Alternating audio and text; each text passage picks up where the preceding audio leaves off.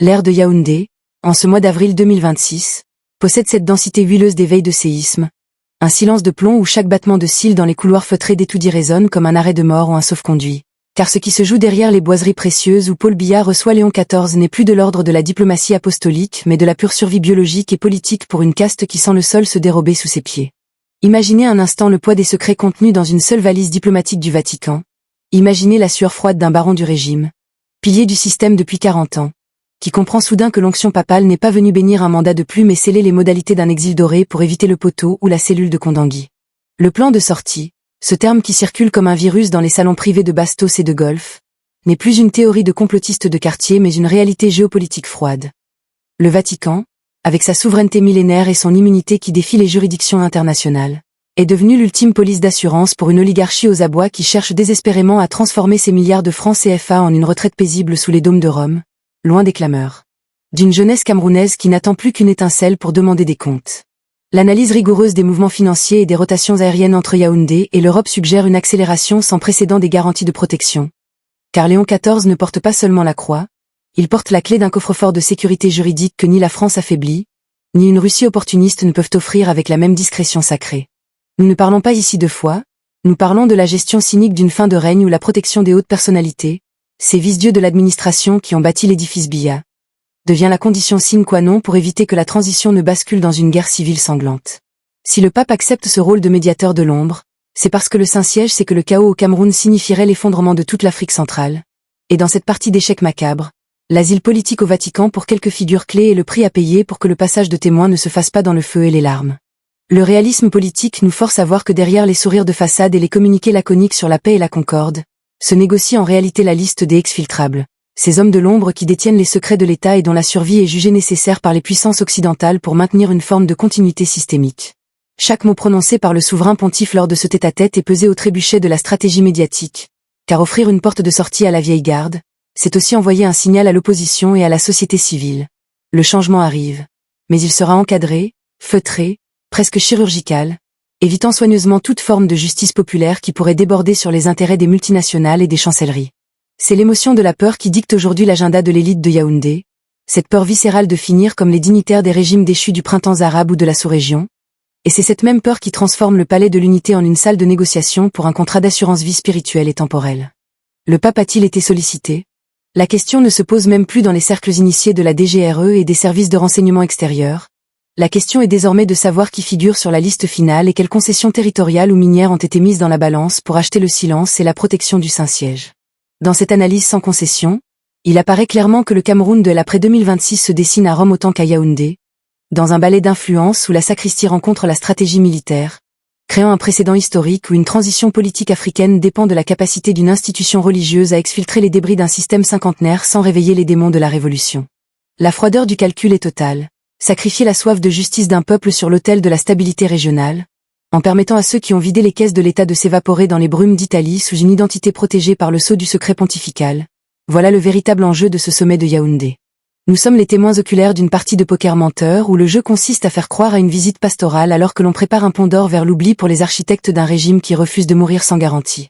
L'émotion est là, dans cette trahison sourde des aspirations populaires par une diplomatie de l'ombre qui préfère le confort d'un exil organisé au risque d'une démocratie non contrôlée. En tant qu'expert, je vous le dis, le plan de sortie est déjà acté, les valises sont prêtes, et le pape n'est que le notaire de ce testament politique qui assure que, quoi qu'il arrive après 2026, les maîtres d'hier resteront les protégés de demain, protégés par une église qui, depuis 2000 ans, sait que pour sauver l'essentiel, il faut parfois savoir héberger les parias de l'histoire. La mécanique du silence qui s'installe après de telles révélations est le signe clinique d'une fin de règne où la paranoïa a remplacé la gouvernance. Car chaque dignitaire assis dans la tribune d'honneur lors du passage du cortège papal ne regarde plus la foule mais scrute le visage de Léon XIV pour y déceler une lueur de confirmation. Une promesse tacite que le nom de sa famille figure bien sur les listes de sauvegarde gérées par la secrétairerie d'État du Vatican. Ce plan de sortie n'est pas une simple évacuation sanitaire ou un exil de complaisance. C'est une ingénierie complexe de protection des actifs et des personnes qui repose sur une vérité que les experts en stratégie médiatique n'osent que rarement murmurer. La stabilité du golfe de Guinée vaut, aux yeux des puissances mondiales, bien plus que la reddition de comptes d'une poignée de ministres. Le réalisme politique ici atteint son paroxysme de cynisme lorsque l'on comprend que le Saint-Siège agit comme un tiers de confiance, une zone grise juridique où les poursuites de la Cour pénale internationale ou les mandats d'arrêt d'un futur gouvernement révolutionnaire viendraient s'échouer contre l'immunité d'un État souverain dont les archives sont protégées pour l'éternité. Dans ce théâtre d'ombre, Paul Biya joue son ultime partition de grand maître de l'ambiguïté, utilisant la stature de Léon XIV pour signifier à ses faucons qu'une porte de sortie existe, évitant ainsi un coup d'état préventif de la part de ceux qui, se sentant acculés et sans issue, seraient tentés de prendre les armes pour ne pas finir à la barre. Le rôle de l'expert est de décrypter ce langage non dit. Quand le pape parle de paix intérieure, il valide techniquement l'effacement des dossiers compromettants.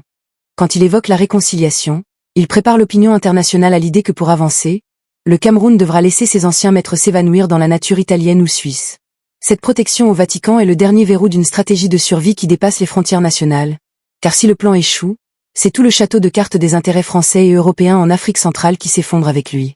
On assiste à une transaction métaphysique où l'on échange la paix civile contre l'impunité d'une élite, un pacte faustien où le pape devient, malgré lui ou par nécessité géopolitique, le garant d'un silence qui pèsera sur les générations futures. L'émotion brute que ressent le peuple camerounais, ce mélange d'espoir et de trahison, est le carburant de cette analyse car elle révèle la déconnexion totale entre l'agenda d'Etoudi focalisé sur le sauvetage des meubles et des hommes, et les aspirations d'une jeunesse qui veut un grand soir. Le Vatican, conscient de ce risque insurrectionnel, n'offre pas seulement l'asile, il offre une méthodologie de transition feutrée où les hautes personnalités s'effacent progressivement du paysage politique pour être remplacées par des visages plus lisses, des technocrates adoubés par les bandes internationales, pendant que les véritables architectes du système coulent des jours heureux entre Rome et Castel Gandolfo. Ce réalisme froid nous enseigne que dans les hautes sphères de la puissance, la justice est souvent sacrifiée sur l'autel de la prévisibilité, et que Léon XIV, en acceptant ce rôle de médiateur de l'ultime recours, devient le pivot central d'une transition sans rupture apparente, une passation de pouvoir où le plan de sortie assure que les secrets du régime Biya ne seront jamais déballés sur la place publique. Le prix de ce silence est incalculable, mais pour la communauté internationale, il est jugé préférable au chaos d'une transition incontrôlée qui ouvrirait la porte aux ambitions de Moscou ou de Pékin dans une région déjà sous tension. C'est l'analyse finale d'une partie de poker dont les enjeux sont la vie d'une nation et le repos éternel d'un système qui a décidé de se survivre par l'exil plutôt que de s'effondrer par la vérité. Le poids de cette transaction occulte s'étend bien au-delà des murs du Palais de l'Unité, car ce que Léon XIV transporte dans ses bagages diplomatiques, c'est une architecture de l'oubli, une ingénierie de la disparition qui doit permettre à l'appareil sécuritaire de Yaoundé de ne pas céder à la panique du sauve-qui-peut généralisé. Dans cette perspective analytique, le Vatican ne se contente pas d'ouvrir ses portes, il devient le garant d'un pacte de non-agression entre l'élite sortante et les forces montantes, qu'elles soient issues de la lignée biologique ou des technocrates de l'ombre, car personne ne peut ignorer que la peur du tribunal est le moteur le plus puissant de la guerre civile. Le réalisme politique nous impose de voir que si les généraux et les ministres n'ont pas de plan de sortie validé par une autorité morale supérieure, ils transformeront les rues de Douala et de Yaoundé en un bastion de résistance désespérée pour protéger leurs avoirs et leur vie. L'asile politique sous la protection du Saint-Siège agit donc comme une soupape de sécurité géopolitique, un moyen de décapiter le régime de ses éléments les plus toxiques en les aspirant vers une retraite dorée en Europe, tout en laissant la structure administrative intacte pour la suite des événements. Les services de renseignement, de la DGSE française à la CIA, observent ce balai avec un soulagement feutré, car ils savent que le Vatican possède cette capacité unique d'offrir une mort politique sans cadavre réel, une exfiltration qui ressemble à une pénitence religieuse mais qui n'est en réalité qu'une extraction stratégique. L'émotion qui sort de cette analyse est celle d'un vertige devant l'impunité. Voir les architectes du système Biya, ceux qui ont géré les budgets de souveraineté et les dossiers sensibles pendant 4 décennies, s'assurer une immunité totale au nom de la stabilité est une pilule amère pour la conscience démocratique. Mais c'est la monnaie d'échange indispensable dans ce genre de transition à haut risque. Léon XIV, dans son habit de médiateur souverain, doit ainsi naviguer entre son image de pasteur des pauvres et son rôle de liquidateur d'une autocratie finissante, une position schizophrène où chaque bénédiction publique cache une négociation sur le nombre de comptes bancaires à geler ou à protéger. Le plan prévoit des résidences surveillées sous juridiction ecclésiastique, des lieux où la justice camerounaise n'aura jamais de prise, garantissant que les secrets d'État sur les financements occultes, les accords de défense secrets avec les puissances étrangères et les mécanismes de contrôle social ne seront jamais divulgués. C'est une forme de boîte noire de l'histoire du Cameroun qui est en train d'être verrouillée et transportée outre-mer, car la vérité sur les années Biya pourrait, si elle éclatait trop tôt, détruire non seulement le régime mais aussi les intérêts des alliés internationaux qui ont soutenu ce système pour la stabilité du pétrole et des mines. En agissant ainsi, le Vatican préserve l'ordre mondial au détriment de la catharsis nationale, un choix d'un réalisme chirurgical qui postule que la paix sociale est à ce prix,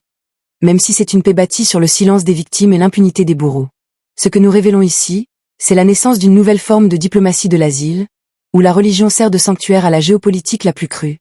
transformant les palais romains en chambres de décompression pour des dictatures en bout de course. Chaque seconde de l'entretien privé entre Biya et le pape est une seconde où l'on déchire une page de la justice future pour écrire celle d'une transition sans vague. Une manœuvre d'une audace totale qui prouve que dans le jeu du pouvoir pur, les principes moraux s'inclinent toujours devant la nécessité d'éviter l'effondrement systémique d'un pivot régional comme le Cameroun. La narration de cette fuite organisée, de ce plan de sortie sacré, constitue l'épicentre du drame qui se joue en 2026, car elle définit qui aura le droit de recommencer sa vie dans le luxe du traste vert et qui sera laissé derrière pour payer les dettes d'un demi-siècle de gestion sans partage, une injustice structurelle qui alimente déjà la colère sourde des quartiers populaires, laquelle ne se laissera peut-être pas calmer par une simple bénédiction urbi et orbi.